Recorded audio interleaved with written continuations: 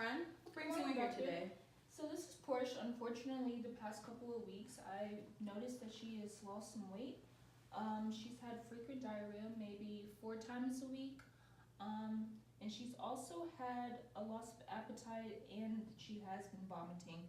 I brought in a sample of her stool to see if she may have worms. Okay, all right, I'll take that. From what it does sound, this sounds, from the symptoms you described, sounds like she may have worms. We just don't know what kind of worms. It could be roundworms, tapeworms, or hookworms. So I can take this to the lab and we can get that tested. Okay, so the sample is in the lab. It should take about 5-10 minutes before we get the results. But in the meantime, let me take a look at Porsche.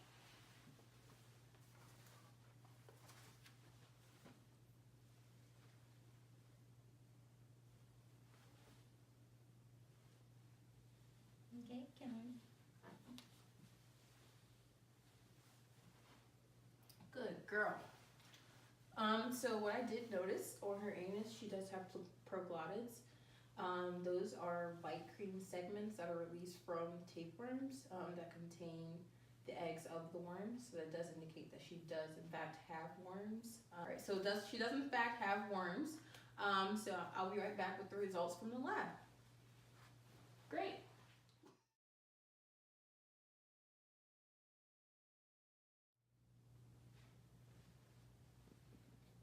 All right, thank you so much for your patience, guys. So it does in fact look like she has worms. From the results, we concluded that she had Dipidium caninum, which is a type of tapeworm. This type of tapeworm is the most common type of tapeworm found, and it's very easily treated.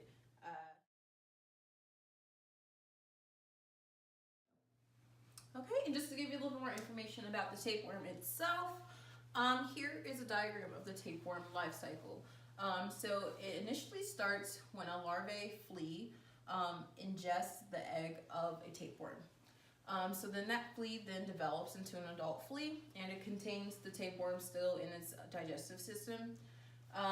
Usually when the fleas jump onto a cat or a dog, the cat usually will ingest the flea when it's grooming itself. Then once the flea is digested into their digestive system, then the tapeworm is then released and is free to attach and develop onto their small intestine. So since the tapeworms are parasite organisms, they feed off of and live off of their hosts. So they are receiving all of their nutrients entirely from your cat. Essentially that is why your cat is feeling malnourished. She is experiencing this weight loss, and also with the digestive tract, she's experiencing diarrhea and vomiting as well.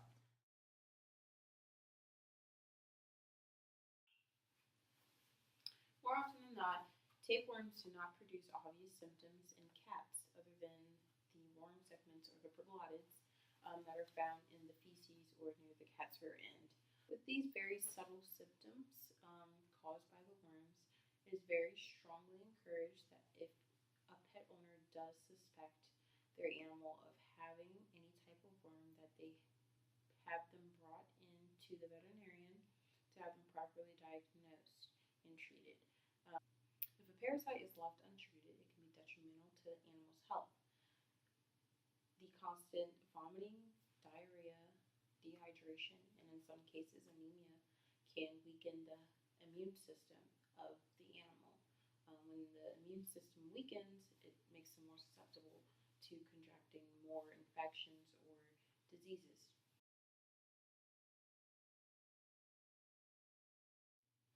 It is not unlikely that your cat would contract a worm. In fact, it is very common for cats to contract worms or any other animal to contract worms within its lifetime, especially in the early kitten stages, and particularly the roundworm.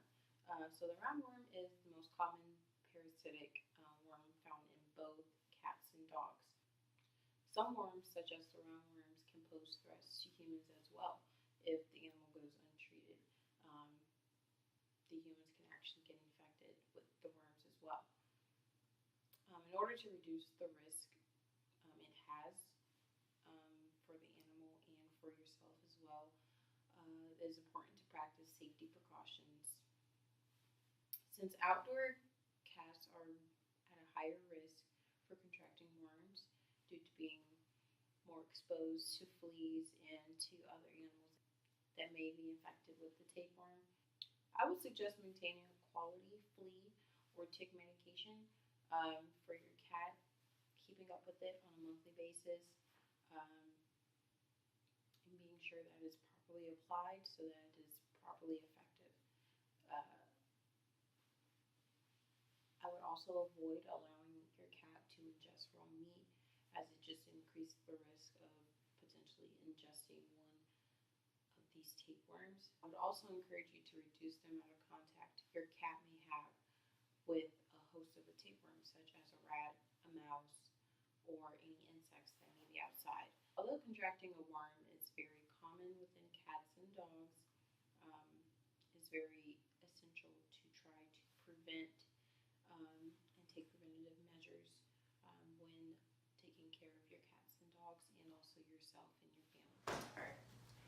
Well, thank you so much for bringing her in this early. We especially were able to catch it in the early adult stages of the tapeworm's life. So the tapeworm should only be about 8 inches within her intestine. Normally they are about 4 to 24 inches they can get within the animal's intestine. Again, this is a very easily treated infection within the animals.